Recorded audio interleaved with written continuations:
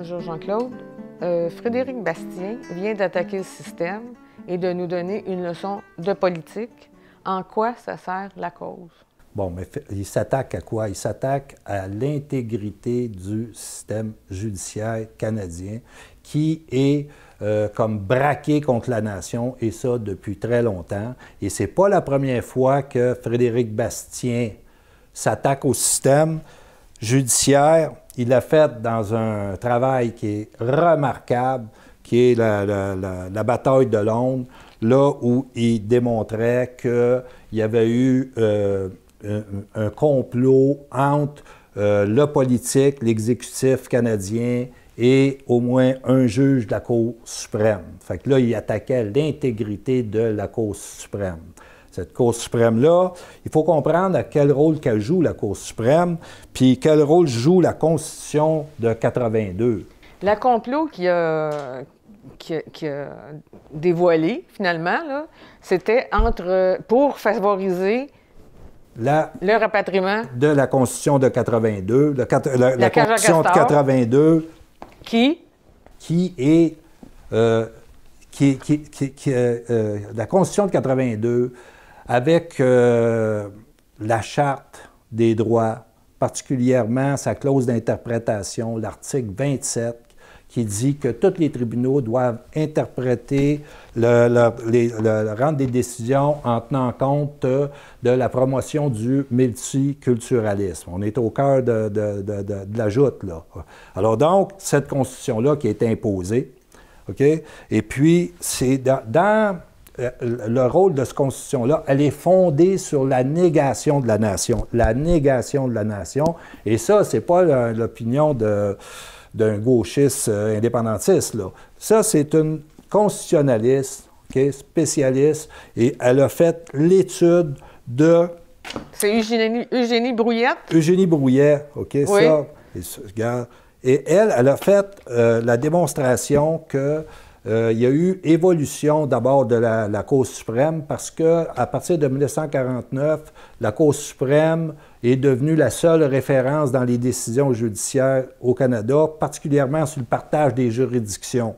Alors donc, avant ça, c'était envoyé à Londres à un conseil judiciaire, et là, une fois sur deux, les décisions de la Cour suprême étaient renversées. Alors là, étant tout seul avec la Cour suprême, et c'était des décisions qui portaient sur le respect des juridictions des provinces. Donc, à partir de là, la Cour suprême sert d'instrument pour nous couper l'air, nier notre existence de nation, et puis nous imposer le droit british. Alors, donc, il y a une intention là-dedans. L'intention, c'est la négation de la nation. De devenir quoi? Une communauté ethnique comme les autres, c'est ça? C'est exactement ça. Nous ramener à un groupe ethnique comme les autres dans le Canada. Alors, donc, la Constitution de 82, c'est exactement son objectif.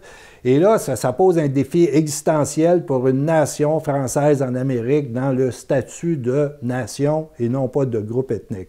Alors, c'est ça qui est important. Donc, les institutions judiciaires, c'est une matrice qui est partie prenante de la doctrine d'État du Canada, qui est de nier notre existence comme nation. Et donc, ces institutions judiciaires-là, ils se présentent toujours comme étant le Cour suprême. OK? C'est pas une Cour suprême, c'est une Cour fédérale. Elle a été créée par le Parlement fédéral. 9 personnes? Qui décide? Il y a 9 personnes qui siègent là. Il y en a 3 désignés du Québec, mais tu n'auras jamais un vrai Québécois qui est là pour défendre les intérêts de la nation québécoise qui va siéger à la Cour suprême. Ça n'existera pas. Et eux autres décident de toutes les lois canadiennes? Ils décident que, dans le cas de la loi 101, c'est la loi qui définit une nation sur sa langue. Celle-là, elle a été charcutée, ça a été démontré avec les travaux d'Éric Poirier. Et puis donc, c'est ça. Les autres, ils veulent notre peau, là. Parce que comme la loi 21, décidée par le peuple, votée par l'Assemblée nationale, ils veulent la charcuter aussi. C'est ça. C'est que le juridique vient nier ton existence politique. C'est ça que c'est la partie. Exact. Et donc, Frédéric Bastien, donc, ça fait la deuxième fois qu'il s'attaque à l'intégrité de cet appareil-là, qui est dressé contre nous. En particulier, il s'attaque à un agent du multiculturalisme. Oui, ce juge-là. C'est évident que la juge en chef qui est ici, Mme Nicole Duval-Essler, elle est, dans le cas, elle étudie elle étudie le renvoi d'une décision de première instance, savoir est-ce que la loi 21 doit être suspendue avant qu'on l'étudie sur le fond. C'est ça la Cour d'appel. Et donc, elle, son comportement, ses commentaires, etc., elle démontre, parce qu'il y a un principe dans la justice, c'est qu'il ne suffit pas que la justice soit rendue, mais qu'il y ait aussi apparence de justice et de toute... De toute évidence, il n'y en a pas. C'est ça. D'où la plainte de Bastien au barreau. Et puis, au moment où la cause a été étudiée en conférence préparatoire, le 26 novembre, tous ces détails-là n'étaient pas sortis. Et là, ce que ça l'amène, c'est que est-ce que le procureur général du Québec, qui est la ministre de la Justice, Sonia Lebel, va demander à cette juge-là de se récuser. Fait que là, on va savoir ce qui va arriver avec ça. Mais pour le moment, Frédéric Bastien, pourquoi que Frédéric Bastien est dans ce cadre stratégique-là? On sait qu'il songe à se présenter à la chefferie du Parti québécois. Lui, pourquoi? Pour faire valoir un changement de cadre stratégique. Pour lui, l'histoire du référendum, le référendisme, OK? Regarde, c'est quelque part dans le futur, peut-être qu'on va avoir la chance de prendre le pouvoir, le faire et peut-être le gagner, OK? Pour lui, la game, ça se passe immédiatement. Il est dans un autre cadre stratégique. C'est ce cadre-là, c'est dans le cadre de l'édification de l'État du Québec.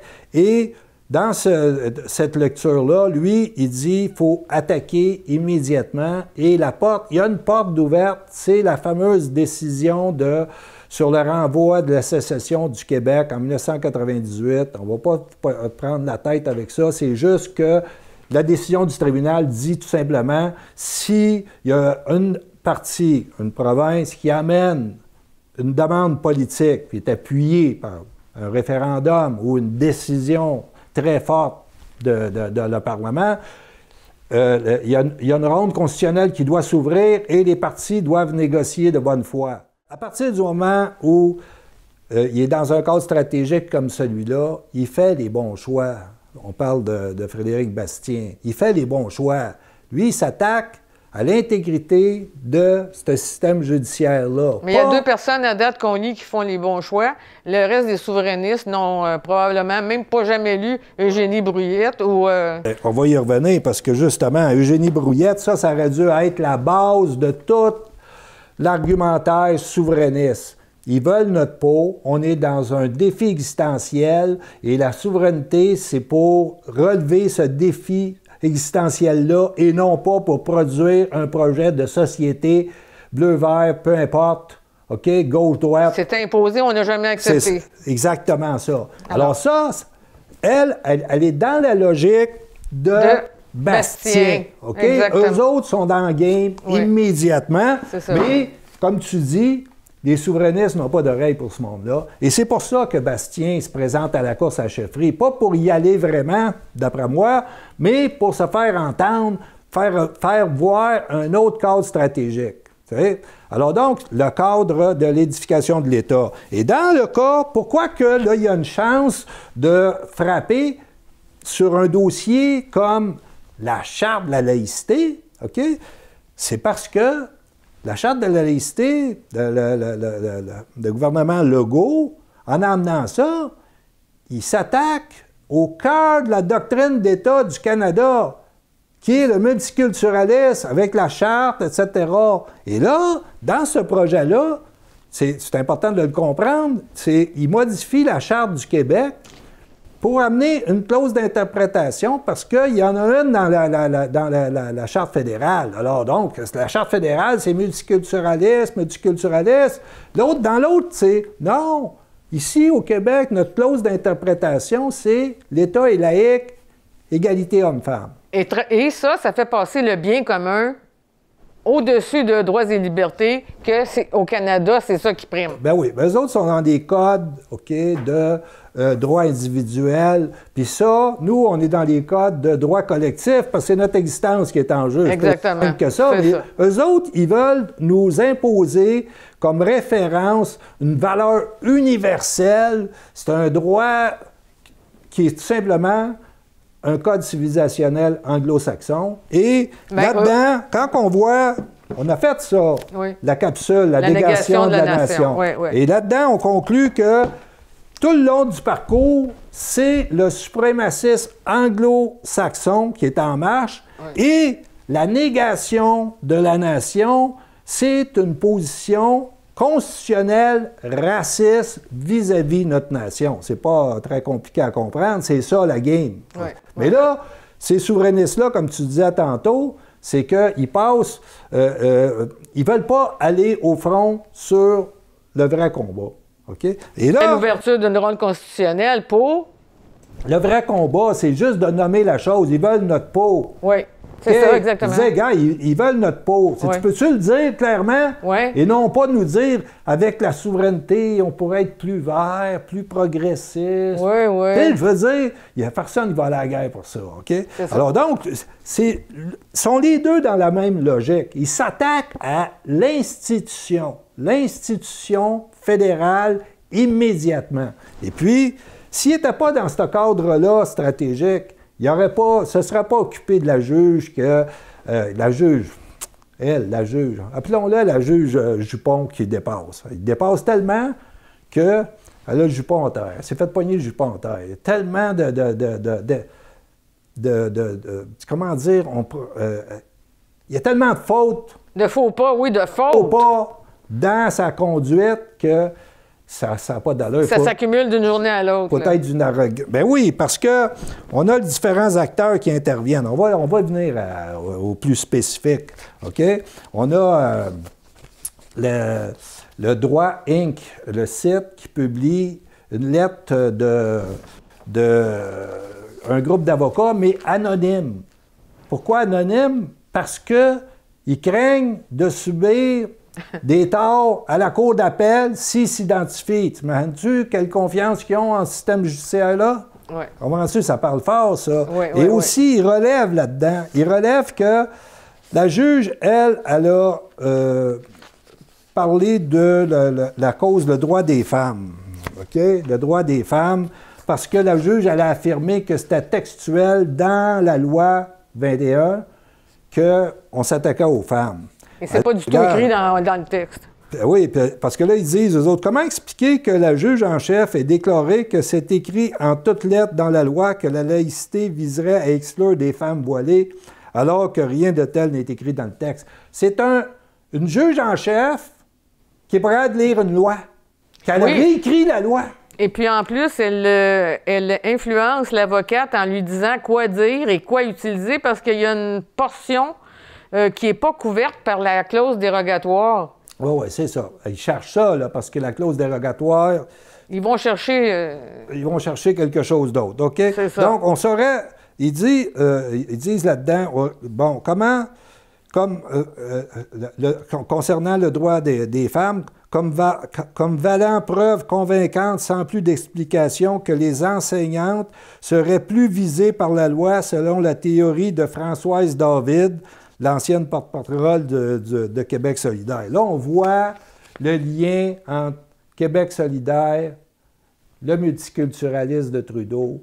OK? On voit que Québec solidaire, c'est une fraude politique totale, parce que comment peux-tu dire que je suis un parti indépendantiste et être dans le camp de ceux qui veulent la fin de ta nation pour te ramener à l'échelle d'un groupe ethnique au Canada? Tu sais, je veux dire... C'est clair. Tu sais, une limite. Je vais juste mentionner ce que je disais tantôt, c'est que la juge en chef a suggéré que la loi 21 violait peut-être l'article 28 de la Charte.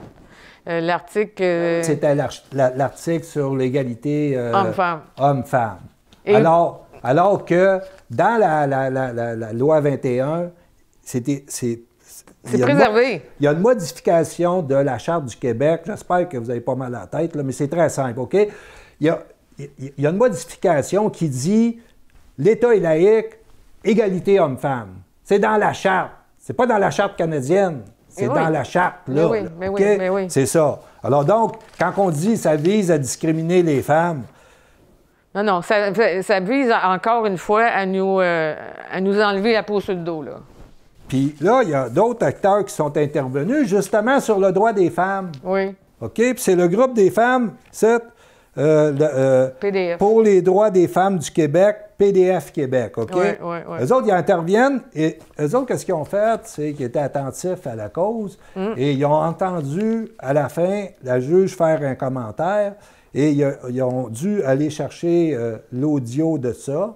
Ça prend peut-être une journée pour l'avoir. Oui. Et là, ils arrivent avec ça et là, à la fin de l'audience, c'est ça à la fin de l'audience, la juge en chef, juste avant d'annoncer la date de sa retraite de la Cour, le 8 avril 2020, déclare à l'avocate des demanderesses appelantes, donc ceux qui se plaignent contre la loi 21, qu'elle entend avoir une troisième carrière, OK, parce que, regarde, est en mission, là, et que ses avocates auront peut-être besoin d'une arbitre dans le futur. Elle propose ses services à une des parties qui est en litige dans une cause qu'elle entend. Dans la loi, en plus, loi 21. Je veux dire, le plancher vient de céder sous ses pieds, là. Elle avait donné un mandat à l'avocate qui s'occupe, dans le moment... Bien, pour les plaignantes. Pour les plaignantes. OK, qui défendent les plaignantes. Qui défendent les plaignantes. En lien avec ça, oui. En lien avec la loi 21, Puis, elle devait aller prononcer une allocution dans une synagogue, tout ça. Fait qu'on voit ces liens... Mais moi, ce que je veux te dire avant, c'est que c'est un pouvoir arrogant. Parce qu'il faut faire... Oui. Regarde, t'as juste à voir, parce que là, il y a une plainte, OK, contre elle. Oui. Mais regarde comment que ça va... Il contrôle vraiment le pouvoir. Quand... Frédéric Bastien a fait sa démonstration que le juge en chef s'était mis en lien avec le pouvoir exécutif. OK? C'est une violation du principe fondamental d'un État de droit, la division entre le judiciaire et le politique. Alors, quand il y a eu une révision, une plainte à la Cour suprême, puis là, bien, c'est des collègues... On produit un rapport pour dire circuler, il n'y a rien à voir. Exactement. Grosso modo, c'est ça. Alors, c'est ça, ce pouvoir-là, il est arbitraire, OK? Puis il est absolu. Okay? Alors, et la même chose, on s'attend pour... Ah oui, c'est la même affaire. C'est la même affaire. Okay? Mais... Sauf que, elle est dans un dilemme, là. Elle reste là à rendre une décision qui est de suspendre l'application d'une loi votée par des élus, OK? Elle, la madame qui est liée, OK, au système judiciaire canadien qui veut nous éteindre, c'est ça leur mission, OK?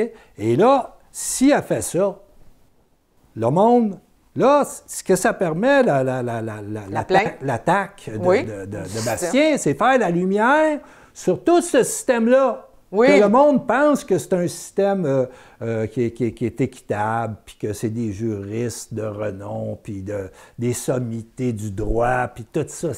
Regarde, elle a-tu d'être une sommité du droit? Tu sais? Tu comprends? Oui. Tu sais, je veux dire, un avocat qui étudie première année, là, tout ça, ça y saute d'en face, là. Elle est juge en chef de la Cour d'appel du Québec. À moins qu'on leur dise, fermez-vous les yeux, vous allez faire des milliers, des gros salaires. Ils s'en foutent. Ils s'en foutent. Ils s'en foutent. Ils n'ont aucune considération pour la nation que nous sommes. Aucune. On est des insectes pour eux autres. Oui. C'est ça que c'est. Oui. Okay? Et donc, c'est pour ça que quand Bastien il assume ce rapport de force-là avec le système, parce que lui, c'est... On attaque le système, on ne se soumet pas au système. Exactement. Comme ça, ils n'ont pas de crédibilité. Ils n'ont pas d'intégrité. Puis ils veulent nous écraser. Oui, c'est plus que se placer dans une joute juridique pour tel article par rapport à tel autre. Regarde, on ne joue pas le jeu. Non. On vous frappe au cœur. C'est ça. C'est ça que c'est, Bastien. C'est pour ça que c'est tellement pertinent. Puis, en assumant le rapport de force, on le dit souvent, quand tu assumes les rapports de force, les masques tombent. Alors là, les masques tombent. Et là, elle, sa décision, c'est... Si elle se récuse, bon, bien, elle donne raison à Bastien, elle donne raison au groupe des femmes pour la laïcité, elle donne raison, OK? Et là, elle les place Là, on tourne la table de bord. C'est plus nous autres qui est suspects de quelque chose de croche, c'est eux autres qui sont suspects. Tu comprends? Et donc, ils vont être sur la défensive pour la suite. C'est de même que ça. Et là, donc, Bastien, c'est un déclencheur. Il déclenche une dynamique politique. On a vu les autres qui sont arrivés à l'RSCOS pour dire oui, puis moi aussi j'ai une plainte, puis voici. Oui, oui, oui. OK? Bing, bing, bing, bing. Puis là, ce monde-là, ils refont corps, OK? Et là, ils se dirigent vers la cible.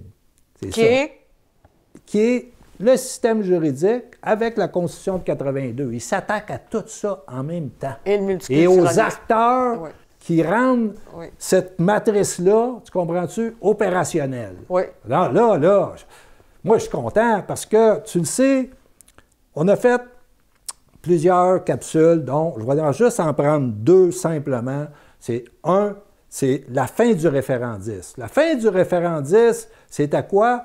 On fait de la démonstration que jouer dans le jeu-là, c'est une partie perdante. Pourquoi? Parce que l'État canadien, l'État fédéral, ne s'est jamais engagé d'une manière statutaire à respecter le droit démocratique, les résultats d'un choix démocratique de la nation québécoise. D'un référendum. C'est aussi simple que ça. Ouais. Et la démonstration est faite là-dedans à plusieurs niveaux et puis avec des documents. Deuxième capsule, c'est celle qu'on avait faite sur la négation de la nation. OK? Donc, ces deux capsules-là nous aident à comprendre que c'est quoi la stratégie, c'est quoi le cadre stratégique de Bastien. Que lui a compris. Que lui a compris, quelques rares le comprennent, mais que lui, quand il va jongler avec l'idée de se présenter comme chef au Parti québécois, bien là, il n'y a pas d'oreille pantoute, OK? Non. Il n'y a pas d'oreille, puis c'est pour ça qu'ils sont dans l'insignifiance, puis ils pensent que pour masquer leur insignifiance, je parle du Parti québécois, oui. OK, puis de leur assemblée, là, on va lever le volume sur l'incantation à l'indépendance pour cacher toute une insignifiance dans le programme. Exactement. Donc, je vois pas... Disons, ça regarde mal pour le futur, OK? Oui, oui. Et puis donc, on est là avec lui, et là, on revient parce que le référendisme, si le Parti québécois, puis le mouvement souverainiste d'une façon générale, et le Bloc est accroché à cette illusion-là, le résultat de l'élection au Québec, c'est que la nation historique a congédié le référendisme, clairement. Les deux partis... Tu parles de l'élection de la CAQ avec 75 députés. Oui, c'est ça. Et puis que toutes les régions, là, tu es à la nation historique, là, hein? Oui. La base territoriale de la nation historique. Et donc là... Et puis ça a été confirmé par l'élection complémentaire dans Jean Talon. Là, il n'existe plus, là. Tu comprends? Il existe dans l'Outaouais et à Montréal. OK? Deux interfaces. Hein? Donc, ce que dit la nation historique, les deux partis qui étaient liés avec le référendisme, là, tu sais, il y avait le Parti québécois qui le traînait comme un boulet puis qui ne sait pas comment s'en débarrasser. Puis il y avait le Parti libéral qui l'agitait pour faire peur au monde, pour continuer à garder le pouvoir, puis s'enrichir. Et tourner l'État contre nous pour nous mettre en procès pour racisme systémique. Oui, oui. Hein? C'est à ça la partie. Exactement. Et ça, c'est quand les deux, c'est les deux qui ont mangé la plus grosse claque. C'est ça. Hein? Il doit y avoir une leçon. Donc, cette nation historique-là ramène au pouvoir un parti nationaliste. Le CAQ. Alors, le problème, c'est les élus du PQ. Parce que c'est pas la nation historique, là. La nation historique, elle est pas mal plus allumée qu'on pense, non? C'est un instinct d'une nation qui a 400 ans d'histoire, puis qui a eu le vent de face, puis qui a eu à faire face à des déclarations très claires, entre autres de l'ordre Durham, OK, qui a mené à l'Acte d'Union, où ce que la négation de la nation est clairement exprimée. On n'a ni histoire, ni culture, et que pour le plus grand bien, il faudrait qu'on soit assimilés dans la grande civilisation britannique. C'est ça, là. OK? Alors, tu peux pas... C'est ça la lutte. C'est ça la lutte. Ça la lutte. Ça la lutte. OK?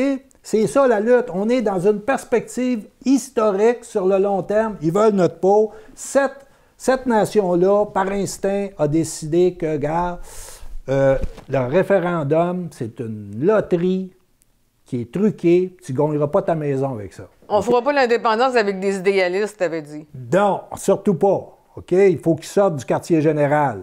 OK? Et, gars, amenez-nous... Et lui, aujourd'hui, vient nous dire... C'est sa grande leçon. C'est sa grande leçon. La game, elle se joue maintenant. Pas dans un futur, puis le grand soir va peut-être arriver, sinon c'est pas grave, là, tu sais. Parce que pendant ce temps-là, la démographie nous condamne comme nation. Alors donc... Ce qui nous amène...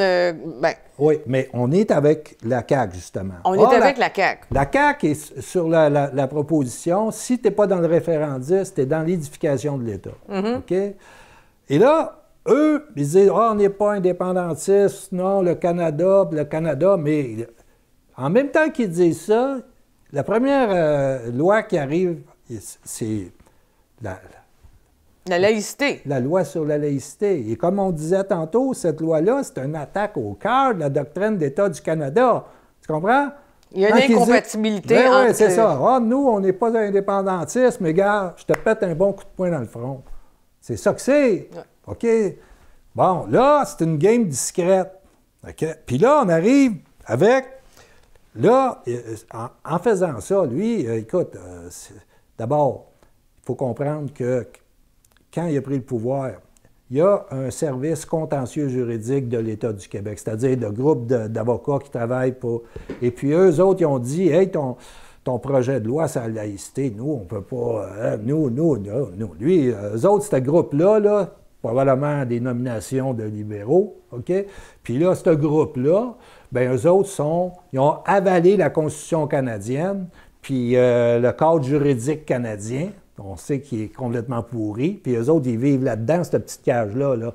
Et donc, il a fallu que Legault, et c'est là qu'on monte une certaine... tu sais, comment dire... il ne s'est pas laissé enfermer dans ça. Il a sorti de ce cadre-là pour dire, gars, cette game-là, elle se joue, là, mais elle ne se joue pas selon les termes de l'État canadien, puis... Je vais aller chercher mon contentieux, puis le voici. Oui, il a été à l'extérieur chercher, puis il a été chercher qui?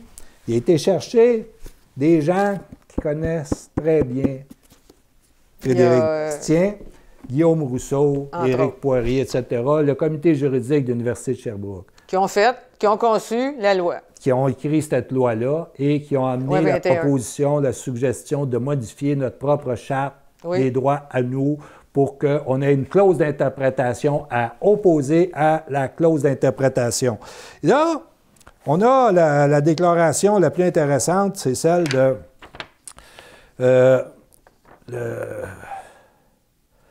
c'est celle de François Legault, savoir, dans cette situation-là où la juge est mise en cause pour impartialité, là, il ne peut pas faire un commentaire sur la cause qui est en étude. Okay? Il ne peut pas faire un commentaire avant qu'une décision... Et pourquoi? Une décision soit rendue. Il ne peut pas faire le commentaire. Et puis, il ne peut pas commander quelque chose parce qu'il est dans l'exécutif et donc au nom de la division des pouvoirs, mais il a fait une déclaration. Il a fait une déclaration, c'était hier, OK? C'était mardi. Sa déclaration que... il dit, finalement, je dois être prudent, il y a une séparation des pouvoirs avec le juridique, je ne peux malheureusement pas vous donner mon avis, car je fais partie de l'exécutif et du législatif, mais on va laisser le juridique rendre son jugement et après, on va prendre des moyens qui sont nécessaires pour que la loi 21 soit appliquée.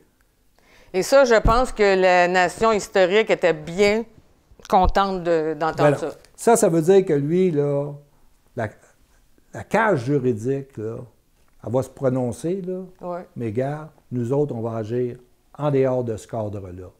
En dehors de ce cadre-là.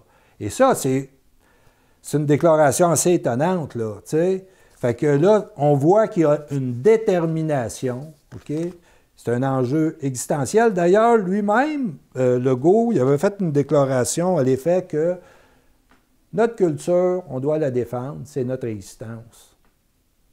Il a donné une entrevue il n'y a pas longtemps, là. Mais celle-là ici, oui. Ça, c'est sa déclaration la plus importante parce qu'il dit que peu importe la décision judiciaire, il ne va pas respecter. Exactement. OK? Puis il va appliquer sa loi. Alors, ceux qui critiquent la CAQ, là, dire... Ça nous amène à un autre acteur. Oui. OK? Un autre acteur qui a fait une intervention, puis qui est dans cette logique-là, c'est André Binette. André Binette, oui, je m'excuse. André Binette a écrit un article dans l'autre journal et il a été republié dans Le Devoir. Loi sur la laïcité, Sonia Lebel doit agir. Oui, parce que là, la ministre de la Justice est aussi procureure générale, c'est-à-dire que c'est elle qui est le premier procureur. Donc, elle a ses procureurs sous sa direction qui sont en train de plaider pour le Québec devant la fameuse juge à Jupon. OK? Alors donc, ce qu'il lui dit, c'est que elle, Lebel, elle doit donner une directive à ses procureurs qui défendent sa cause pour dire, regarde, là, vous allez plaider qu'elle doit se récuser. OK? Alors donc... C'est la seule à pouvoir faire ça. Oui, c'est la seule, OK? Qui soit dans le cadre légal, OK? Alors donc, elle, Sonia Lebel, a dit, moi, je ne ferai pas de commentaires, mais je vais agir. Ah.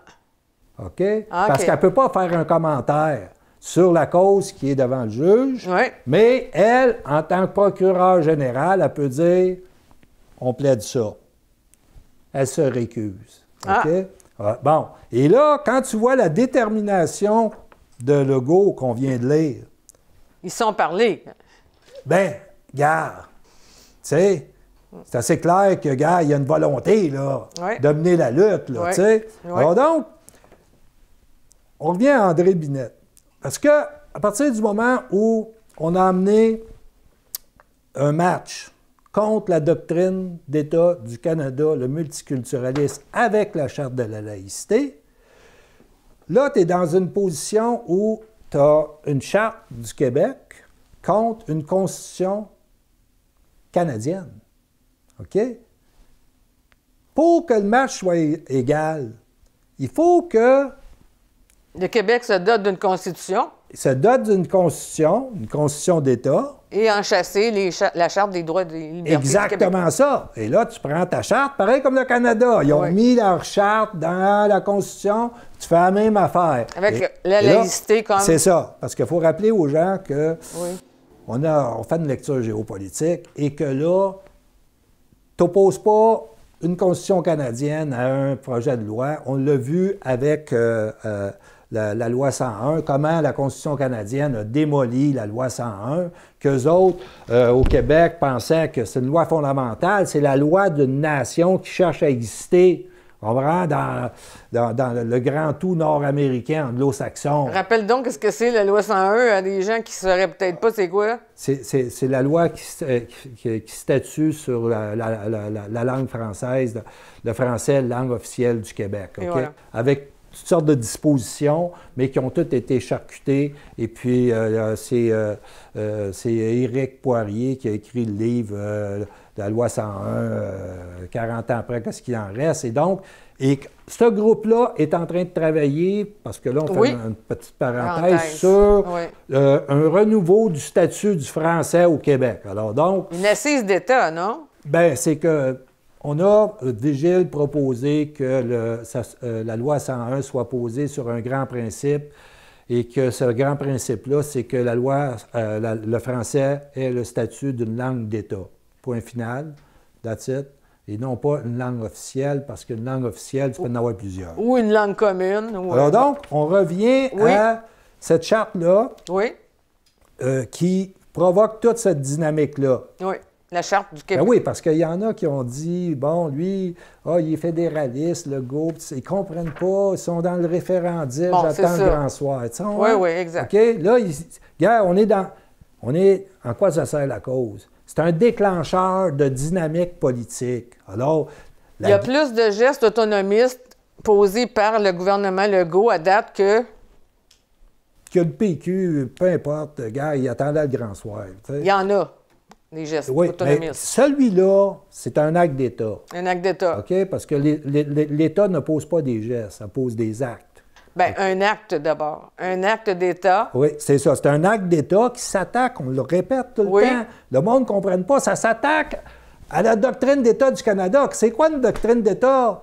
C'est tous les moyens de l'État au service d'un projet politique, comprends, qui est le multiculturaliste, qui veut nous éteindre, nous réduire à un groupe ethnique. Il nie notre existence de nation. C'est ça qui est clair, c'est. Tandis que Bastien, qu'est-ce qu'il nous dit, c'est que... dit, gars, OK, parfait, on va le faire, le match. Oui. On va te frapper au cœur. C'est ça. C'est ça que c'est. Oui. OK, pas on va attendre un jour, puis on va faire un concours d'oratoire. Dans 30 jours, on va compter des bouts de papier, on en a un de plus.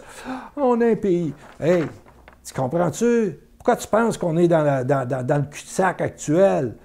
Ouais, c'est quand le monde au quartier général pense de même, là, ça, c'est les stratèges, là. Oui. Hey, wow! Sauf que là, on est avec... Lui, il nous ramène dans la réelle politique. Bastien, je l'aime beaucoup. Et on a l'avantage d'avoir un gouvernement à date. C'est ça. Et donc, on revient à comment... Le go, quand il dit « on va prendre les moyens », OK? Non, mais il faut que tu te mettes égal avec la Constitution canadienne. Il faut que tu te donnes une Constitution. Et j'espère que c'est ça. Et là, on revient à mettre... Il dit pas ses stratégies non plus, ça c'est bien. Non, lui, il arrive et il te frappe au visage. La première chose qu'il a faite, il a publié ça sur une page Facebook. Il avait fait la plainte. Frédéric Bastien. Mais moi, je parlais de Legault aussi, de prendre ses mesures nécessaires. C'est que Legault, il crée une situation. C'est un déclencheur. OK? C'est un déclencheur d'un rapport de force de l'État du Québec avec l'État canadien sur un enjeu existentiel. Comment nous, on va se définir comme nation, point final. Puis tu ne vas pas nous effacer. C'est ça la marche. Le match, il est là. Alors, c'est quand il dit « j'accepterai pas la décision de la juge », c'est ça qu'il veut dire. Regarde, il va prendre les moyens. Il va prendre les moyens. Alors, quels sont ces moyens? On vient de l'évoquer. C'est de se mettre égal dans les rapports de force d'État en amenant une Constitution du Québec. Et Maître Binette, OK, André Binette, j'aimerais juste dire deux mots. Lui, il publie des petites plaquettes sur le site du journal Autre Journal. L'Autre Journal. Pas l'autre journal. L'autre. AUT. AUT. Journal. Okay? Et donc, plusieurs plaquettes sur les droits territoriaux, les droits des Autochtones. C'est toujours statutaire. Okay? Et là, on peut juste jouer la game en comprenant c'est quoi la lecture statutaire de la situation. C'est quoi les statuts? Tu comprends? Oui. C'est ça que c'est. Alors lui, il le fait contrairement à des légions de placoteux, OK?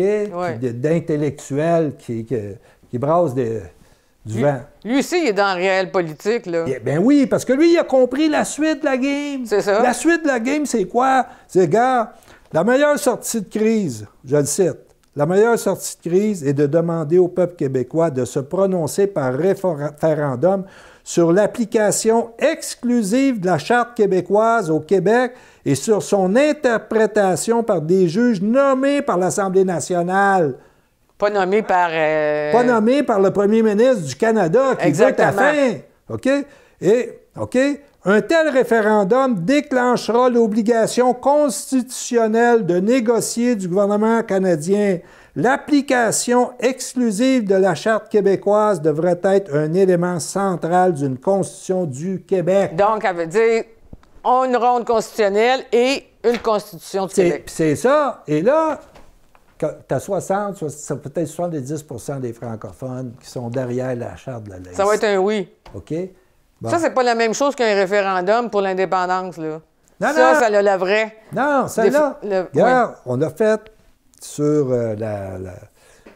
juste pour dire quand Jason Kenney, Alberta, évoque l'idée qu'il va faire un référendum, puis ça va ouvrir une ronde constitutionnelle. Sur la péréquation. Sur la péréquation. Pour tout de faire suite, enlever... c'est mis dans un rapport de force par rapport à Trudeau, puis les gars, ils ont baissé le culotte. Tu sais. Le cabinet de Trudeau, les ministres liés aux intérêts pétroliers, ils ont tous été nommés par Jason Kenney. OK?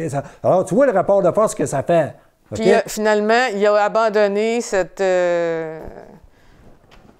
Il dit, oui? il conclut, André Binette, dans ce fameux texte-là, qu'il faut absolument lire pour comprendre la game, OK? Parce qu'eux autres, Binette, Brouillette, Bastien, sont dans la game. Les autres, gars, du bruit, toute d'insignifiance, OK? Alors donc, on est dans les affaires d'État. On est-tu dans les affaires d'État? Bien, avec ces trois-là que tu viens de nommer, oui. Bon, OK, parfait. Mais okay, les souverainistes le lisent pas. C'est pour ça qu'on est dans une dynamique porteuse? Oui. Bon, OK, parfait. Parce que les souverainistes ne le sont pas, mais la CAQ a l'air de l'être plus. C'est parce qu'on fait un peu de géopolitique. Exact, hein? Beaucoup même. Hein? Ouais. Donc, on conclut avec Binette. Oui. Il dit « Il est trop tard pour considérer que la Cour d'appel peut être neutre dans cette affaire. Elle est en réalité ici un tribunal politique chargé de mettre en œuvre une charte canadienne illégitime. » Ben oui. Exact. Oh! Et là... Il n'attend pas 20 ans pour dire que c'est toute la Cour d'appel qui est pas neutre. Toutes ces institutions judiciaires-là n'ont pas d'intégrité. Ils sont en mission politique pour avoir notre peau. Exactement. Et quand tu es un souverainiste, puis tu décides que par respect et déférence de l'institution judiciaire, blablabla, gars, t'es mort, là. T'es enfermé dans la cage juridique, puis tu veux pas en sortir. Charte canadienne illégitime, il dit bien, là. Non, c'est ça. OK, c'est ça que c'est. C'est un constitutionnaliste, là, ce gars-là. C'est exactement ça. C'est exactement ça. Puis il faudrait peut-être rappeler que quand le référendum de 80 a été perdu, puis que René Lévesque il est arrivé devant Trudeau, c'était au mois de septembre 1980, puis il voulait que le droit à l'autodétermination soit reconnu de manière statutaire dans la Constitution canadienne. L'autre lui a dit « Faudrait que tu renonces à ça pour une adhésion libre, que le Québec peut dire qu'il adhère librement ou pas, tout ça. Mais la Constitution de 82, est-ce qu'elle s'applique même si l'Assemblée nationale a voté unanimement pour la rejeter? Ton adhésion libre est où, là, mon Trudeau? Tu comprends? C'est tout de la bullshit. Il dorme au gaz. C'est ça. René Lévesque a fait une faute, là. Bien, c'est parce qu'il n'y a pas de doctrine d'État. Écoute, là, un droit à l'autodétermination puis une adhésion libre qui relève de ce type de littérature, d'un flou artistique. T'es dans les affaires d'État, là. Voyons, mais tu vois... il savait ce qu'il s'en allait. Il y avait son complot en marche. Oui, c'est ça. Sauf que, ici, OK, le groupe, le comité juridique de l'Université de Sherbrooke, eux autres sont dans les affaires d'État. On peut se fier sur à peu près un groupe d'une trentaine de personnes. C'est ça. On peut imaginer que, tu sais, si on avait dans les universités, département de géographie, politique, même un observatoire géopolitique du Québec, okay? On aurait toute une expertise au service de l'intérêt de l'État et de la nation du Québec. C'est pas ça qu'on a. On en a quelques-uns qu'on a sauvés.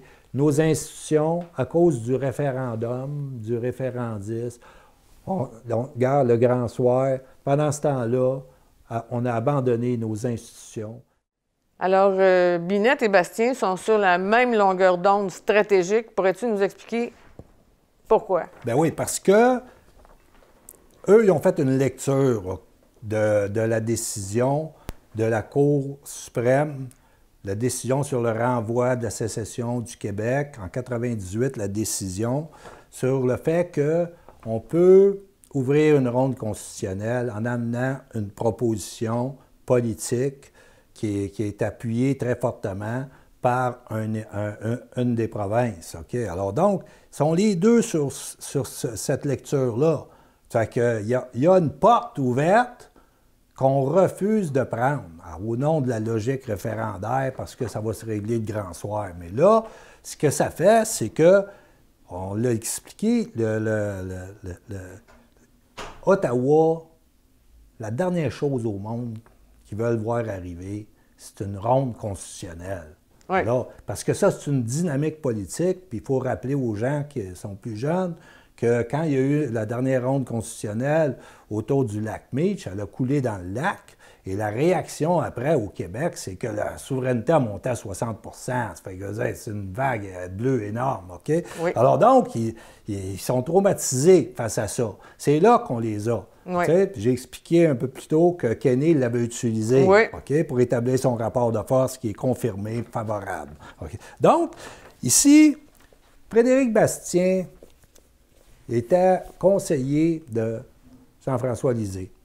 Et il avait dit, la stratégie du Parti québécois lors de la dernière élection, c'était sa proposition, de dire, regarde, on va amener une proposition politique qui vise à ouvrir la Constitution, ouvrir une ronde constitutionnelle, puis là-dedans, et puis il y a là... Pour mettre quoi? Pour enlever quoi? Bien, lui, sa proposition, c'était que le Québec faisait un référendum pour dire que le multiculturalisme canadien ne s'appliquera pas ici. Il rejoint Binet. Alors aujourd'hui, le même référendum proposé par Binet. C'est exactement ce que lui proposait. OK? Alors, Sauf que c'était pour inscrire laïcité et... bien, c'est que la multiculturaliste canadien, je veux dire, regarde, la meilleure sortie de crise est de demander au peuple québécois de se prononcer par référendum sur l'application exclusive de la Charte québécoise au Québec et sur son interprétation par des juges nommés par l'Assemblée nationale.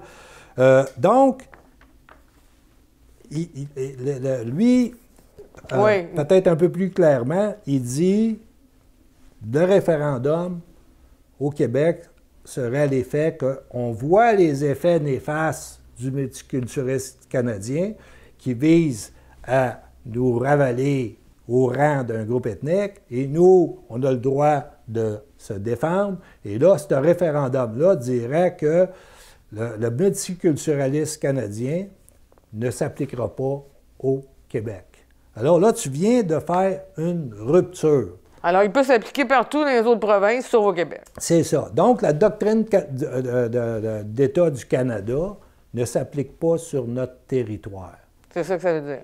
Et là, tu arrives là, avec un référendum, 60 c'est dans une ronde constitutionnelle.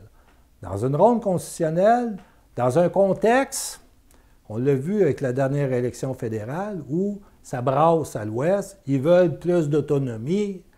Tu comprends? Même aujourd'hui, je lisais le premier ministre de la Saskatchewan, le monsieur Moe, qui dit qu'il faudrait penser à rapatrier nos impôts.